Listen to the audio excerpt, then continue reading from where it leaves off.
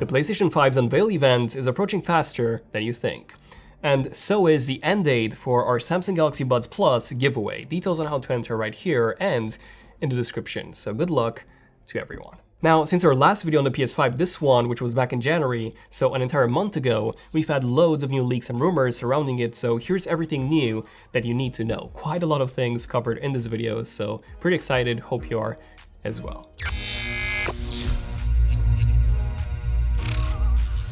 Okay, so something quite interesting that I really want to start with is that Sony might be bringing PS Remote support to the Nintendo Switch. I'm not even joking. Wait, why? And what do I mean by that? Well, Sony has actually surveyed a few of their users, asking them if they would be interested in a Nintendo Switch version and Apple TV version of their PlayStation Remote app. This app lets you stream your PlayStation games onto different devices. Now, Sony also asked users if they would be interested in an offline version of the PS Remote app as well. And here's a fun fact, I actually got a Nintendo Switch back in December myself. And I was pretty much always a Nintendo hater. I didn't really see the point of it. It was, significantly underpowered when compared to PlayStation and Xbox, but I got one myself just to try it, and I ended up keeping it. And it's honestly one of the best tech purchases I made, especially when I'm traveling for like long periods of time. It's just amazing having something in your hand that you can basically play AAA games on to kill your time, which is amazing, especially when you have no internet connection, so you cannot really do any work from your laptop in that case. And I actually do prefer gaming on the Switch because of that, and that's because my PlayStation is fixed to my home, while my Switch can be used both on the go as well as in my home on my 55-inch TV. The truth is that now in 2020, people actually prefer mobile platforms and gaming from mobile platforms. Even if you don't have a Nintendo Switch, you probably have a smartphone. I mean, you do have a smartphone, I'm guessing, if you're watching this video.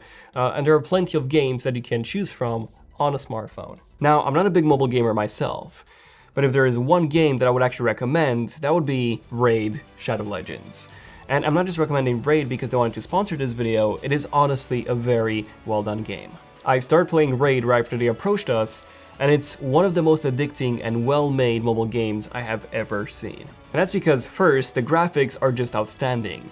These are console quality graphics right here on your mobile phone. Then second, it is free to play. Yes, there are boosters in game that you can buy, but the game itself is fully playable without paying for a single thing. Then third, it works on both mobile and desktop, with full cross-platform support. So if you're on the road, you can play from your phone, while when you get at home, you can actually play right from your laptop or your desktop PC. And fourth, this is a massive game in terms of what it offers. So it's an RPG game with a ton of champions to choose from. You get features such as autoplay if you want to just chill and see your champions fight. And you also get things such as arena battles, PvP, PvE, a campaign mode, and so much more. The extremely anticipated Season 1 Battle Pass is out now, and you can win some awesome rewards, including new epic and legendary champions by just completing weekly challenges. Simply click the link in the description, and if you are a new player, you get 100,000 silver plus one free champion, the Slasher. All the rewards will be waiting for you right here. Make sure you hurry up because these rewards are only available for you for the next 30 days. So yeah, check it out for free using the link below. Going back to the PS5, there is some pretty strong evidence that the final version of the PS5 might actually look very similar to the dev kit. The dev kit is the unit that developers used when they were developing their games for the PS5. Now, the dev kit never has the final design of the console, as it's something that Sony wants to send over to developers right away instead of, waiting until they have the finalized design. However, the PS5's dev kit looked quite a bit different compared to other dev kits that we've seen in the past. So it had this very unique V-shaped look.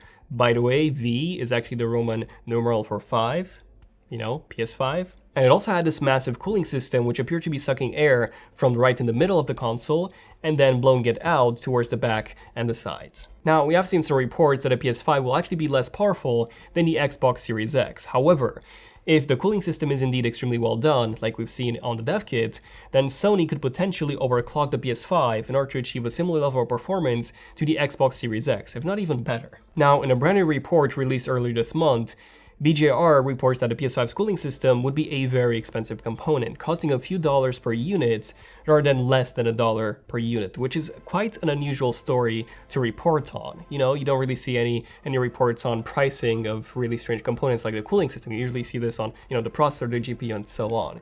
So again, this is quite an unusual story to hear, which to me points to the fact that Sony will indeed have a very unique cooling solution. And since the dev kit's cooling solution was probably one of the most unique ones out there, there is a very strong chance that Sony will indeed be using a similar design on the final version. And no, it would not be identical to the dev kit.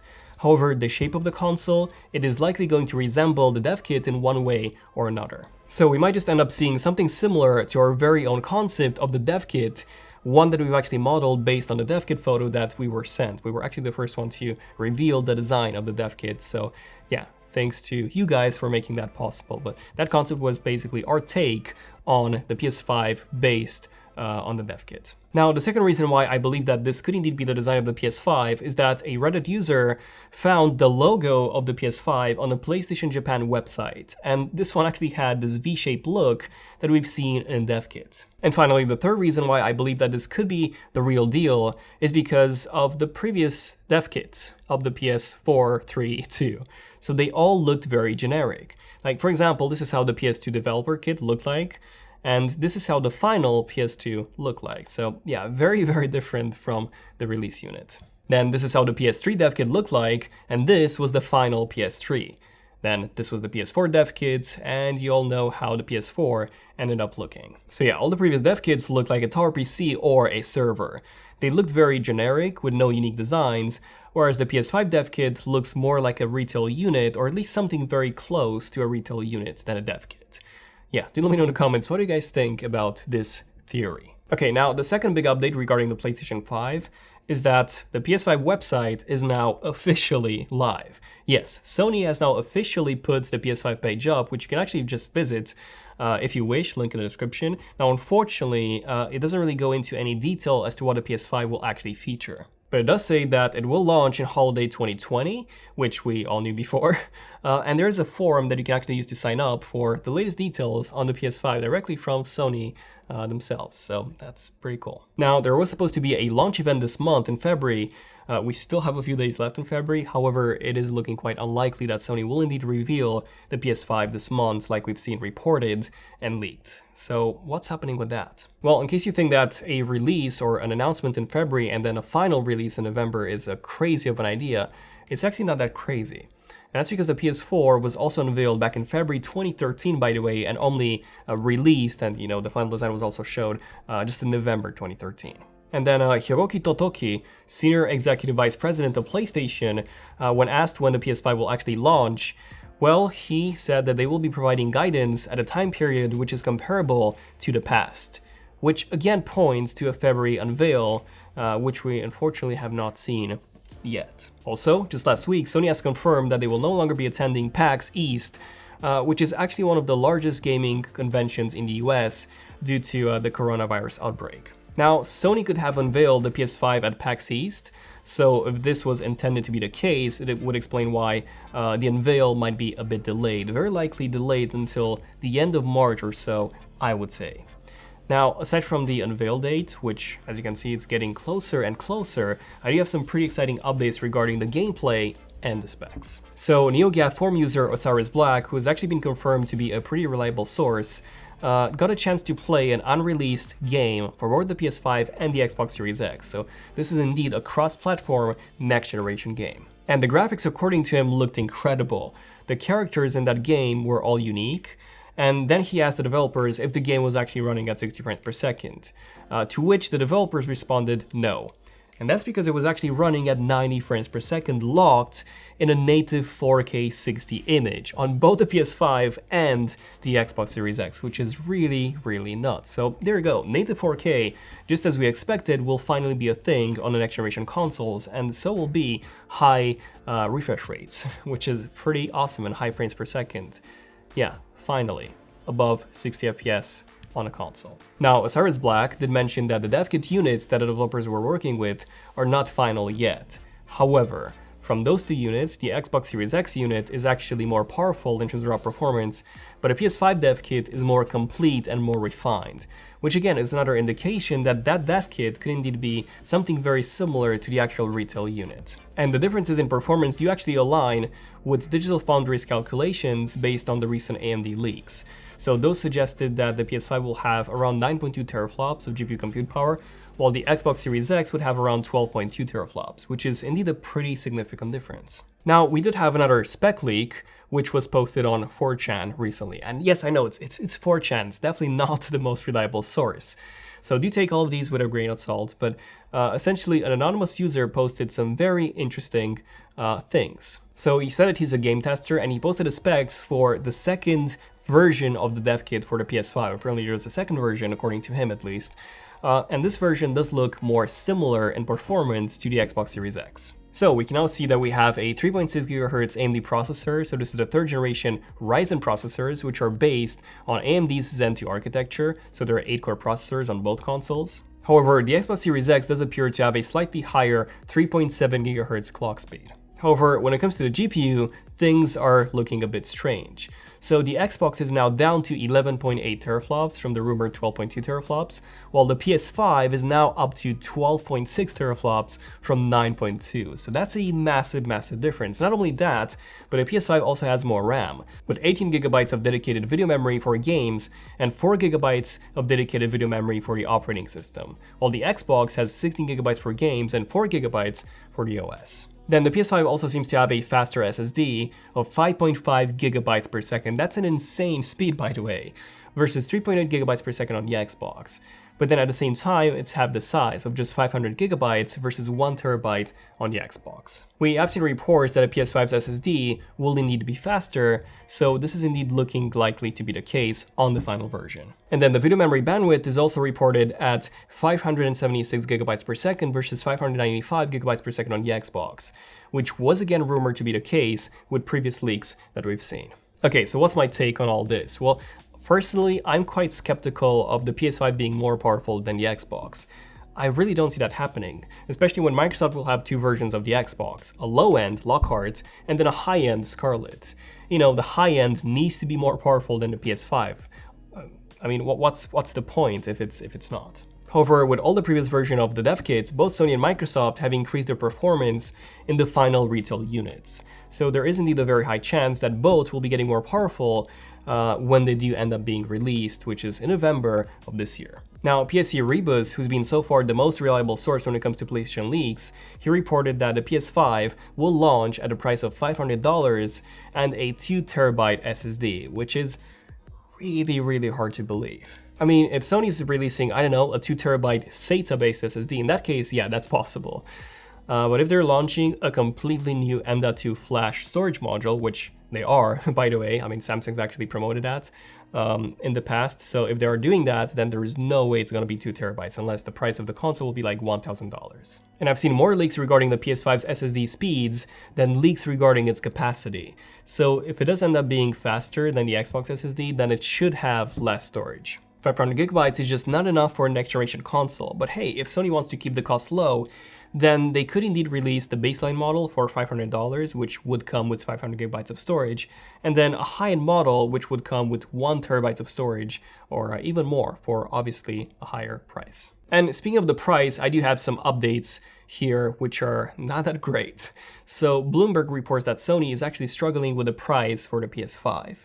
We've all seen the rumored $500 price point, which would already be more expensive than the $400 price point that the PS4 and the PS4 Pro launched at. But it seems like Sony have now reached $450 as a cost for just manufacturing the PS5. And they're even struggling with that. Essentially, the PS5 requires so many expensive components that Sony's struggling very hard with making any profits from the PS5 sales, and obviously also keeping that cost, that manufacturing cost, as low as possible. I mean, even at $450 as the manufacturing cost, Sony would be only making $50 per unit should they sell the PS5 at $500. However, if you guys remember that PowerPoint presentation that I showed you guys last year from a leaked Sony presentation, Sony did actually mention that for the first few years, the main source of income for PlayStation products would actually be from the PS4 and not the PS5. Meaning that they themselves knew that they will be selling the PS5 either at a loss or at a very low profit margin, and then making all of that revenue back from games. This is usually what console makers do. And here's the thing, guys, please. Stop complaining about console prices, please. And I'll explain why. If you take a look at your smartphone, how much did you pay for that? How much was that iPhone XS, or that Pixel, or that Samsung Galaxy S10? Well, probably very close to $1,000 when you bought it. But you see, most people upgrade their smartphones every 2 years, meaning that in 7 years, and I'll explain why 7 is quite important, in 7 years, you would have already bought 4 phones for $4,000, or probably even more than that, as phone prices do actually end up increasing every single year. On the other hand, a console only costs $500. That's 10, just $500, and you'll get 7 full years of use out of it until the next generation of consoles comes out. Usually consoles get refreshed every 6 or 7 years. Now that price wouldn't be going any higher at all, actually lower with the Slim model, meaning that throughout those 7 years of use, you would be paying $71 a year to use it, or $6 a month, compared to $571 a year, or $47 a month, which is how much it would cost you for you to get a new smartphone every 2 years. And even if you don't replace it every 2 years, a console will still be cheaper in the long run, and it will last you longer. Reason why I do believe that Sony and Microsoft should honestly just increase the cost of the console as much as they need in order to deliver the best experience that they can, while offering consumers monthly payments with 0% interest for those that really need to split the payments in multiple months. So yeah, that's what I think, but let me know in the comments what do you guys think about everything that I mentioned in this video. And if you want to support the channel and videos such as this one, definitely consider becoming a member. For only £0.99 a month, which is less than a cup of coffee, yes, per month, you not only support the channel, but you also get these really cool badges next to your name that actually evolve the longer you've been a member for. And everyone can see those badges, yourself, all the other viewers, and myself included, which means that it's quite easy to see your comments and you know, that haystack of other comments. So yeah, thank you guys for watching and for supporting the channel. Also feel free to subscribe and enable notifications by hitting that bell icon so that you get notified whenever a brand new video comes out. But yeah, this has been pretty much it. So thank you for watching. I'm Daniel, and I'll see you guys in the next one. ZONEofTECH, signing out. Cheers.